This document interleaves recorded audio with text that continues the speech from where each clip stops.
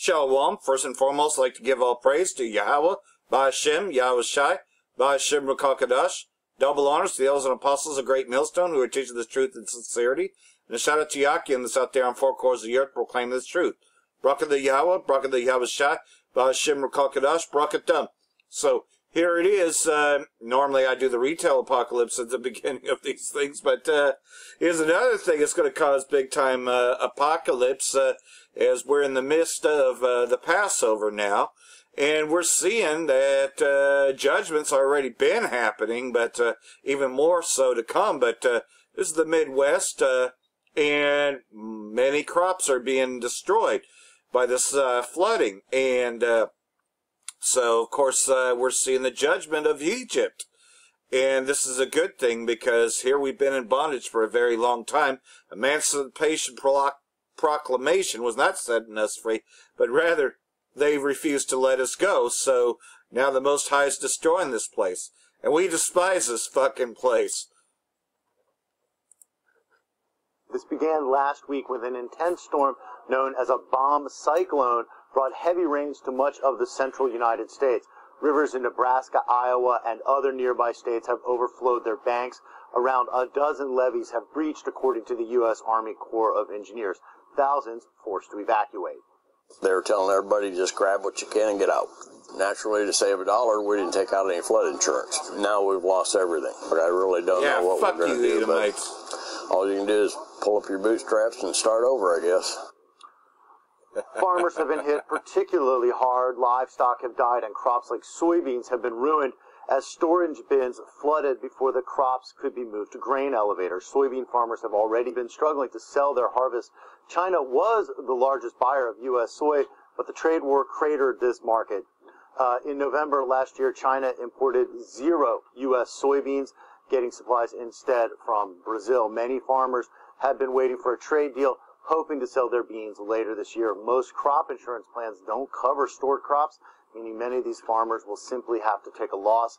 There are already estimates that this disaster could do more than $1 billion in damage. Well, officials in Nebraska will ask the Trump administration for an expedited declaration of emergency to make relief funds and loans available. On Tuesday, Vice President Mike Pence traveled to the region. President Trump asked me to be here in Nebraska and here in the region today with a very simple message. To all the families that have seen their homes flooded and livestock lost, who have That's what I say. Have their lives, their communities upset by these extraordinary floods and severe weather. Our message. Yep. Go to Camp FEMA. They'll be glad to help you out. Now, we know that judgment has already come upon us, but it's coming now upon you 2/3 and upon you wicked, because here it is. You've been destroying the earth with everything. Now the earth is destroying you. That is by way of Yahweh, Ba'ashem, Yahweh Shai, visiting this place, and judgments are going out. Missouri's governor declared a state of emergency due to flooding. Floodwaters in the Midwest have inundated the soil across Nebraska and Iowa, surging downstream into neighboring Missouri. Flooding started last week after a cyclone storm system passed over the region, killing at least 4 people. But in Missouri, floodwaters are still on the rise. Governor Mike Parson said that flooding is threatening critical infrastructure for the state, including levees, water treatment plants, and roads. Yep, and you goddamn Edomites fucking deserve it. Because here it is, you've been destroying the earth. Look what you've done to Syria, Yemen, Libya, and all the other places. Now your place is being destroyed. Your place of comfort, your home, your couch. Now you ain't got shit. A lot of you motherfuckers are paid for it. It's beginning to look a lot like Syria and Yemen and Libya. Death to all of you. And here's some more uproars of the pit. This one in France as this continues on.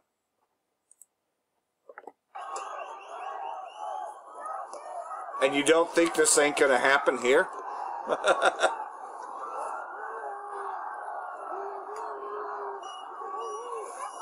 You don't think that martial law is coming? You better think again. Better wake up.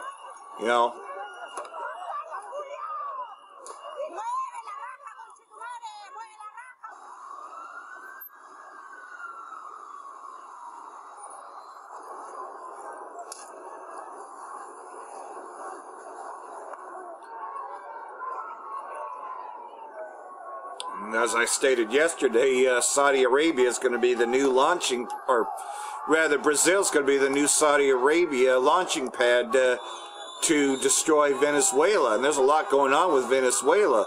But this is the uproars of the people in France, the EU, you know, which you can best believe the U.S. is behind it because, of course, Macron stood up to the whore Babylon the Great. So you can best believe they're behind this.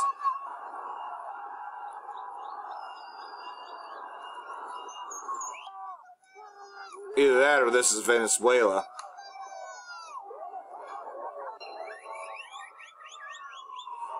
Either way, that's what Esau does, is causes insurrection, because that's the place he wants to take over next. Now, dealing with the greedy 1%, the Rothschilds' shitty bank is now pretty much going to sell all the gold that they robbed from Venezuela. Check this report out.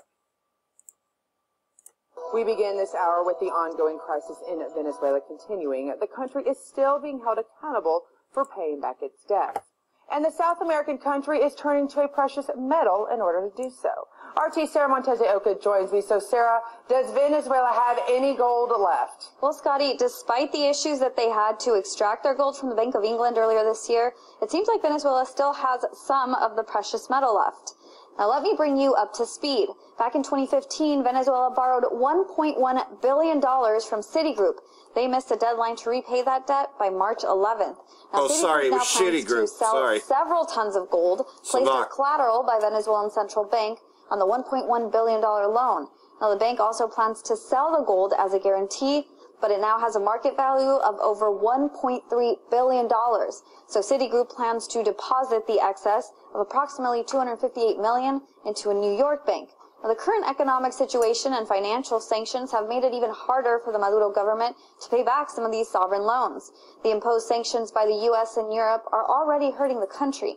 The United Nations Commissioner for Human Rights expressed her concern over the sanctions. Although this pervasive and devastating economic and social crisis began before the imposition of the first economic sanctions in 2017, I am concerned that the recent sanction on financial transfer related to the sale of Venezuelan oil within the United States may contribute to aggravating the economic crisis with possible repercussions on people's basic rights and well-being. Now, the U.S. had already cut back on a lot of their oil exports since January. That's when President Trump hit the country's oil exports. Maduro said the U.S. is leading a coup aimed at stealing the world's largest oil reserves. The U.S. Deputy Assistant Secretary for Western Hemisphere Affairs, Carrie Filippetti, said the humanitarian crisis has been ongoing for years. The sanctions are absolutely not the cause of the humanitarian crisis. Now, Filippetti also noted Venezuela's hyperinflation and the millions of people who have already left the country. But some say the sanctions on the country are also affected Caribbean and Central American nations who depended on a stable flow of oil from Venezuela. Now, the Petrocaribe Oil Alliance. And that's another thing. Woe unto you that go to Egypt for help. Because look at what this devil has done. Now they want to take everything that Venezuela once had. But not only are they looking to steal everything from Venezuela, they're also calling for the assassination of the current president, Maduro. Check this one out. This is from Jason Unruh, if you hadn't seen it yet. Remember when U.S. National Security Advisor John Bolton went on Fox News and literally told people that the hostilities against Venezuela were about oil? Somebody's managed to come along and make it even worse. A retired Brigadier General Anthony Tata has basically confirmed this and then added some really interesting points on top of it. Now here's exactly what he said on Fox News. And we've also got the world's largest oil reserves there. So we got a lot of compelling reasons to be there. And so we need a sophisticated plan, much like we had in 1994 with the Haiti invasion, where we had a peacekeeping force on an aircraft carrier offshore. And then the number two would be to get rid of Iran, Russia, Hezbollah, and Cuba out of that area. That's a 4-hour flight from the United States. It's, we've got enemies knocking on the door there that are not enemies that you've made. That's what this devil does. Watch the movie Dark 30 and figure out what happened to Osama bin Laden. He can watch what there was no bin Laden. We have the capability to get in there and do what we need to do to remove Maduro. Obviously, it would be better to do that diplomatically, applying the diplomatic element of power there, with some diplomats going down there and negotiating with him and telling him it's a lost cause. So that's obviously the best method. They are trying that. They're trying that, but he needs to understand that a bullet to the forehead may be his way out of Venezuela. So, that's... Now, you know that calling for the assassination of a foreign head of state is a terrorist act, according to the Patriot Act. But, it's pretty obvious that, he's not going to get arrested and charged. But think about... Yeah, so there you go. Calling for the assassination of Maduro. You've heard it right there. Of course they're not going to talk about the... Well, wait a minute. That was on the sewer stream media. That was on Fuck News. But that's not all that's going on. Here's what's going on in Syria. Of course, they're taking out the terrorists that the United States, supported. The whore Babylon the Great, And, I do apologize. The main speaker just went out.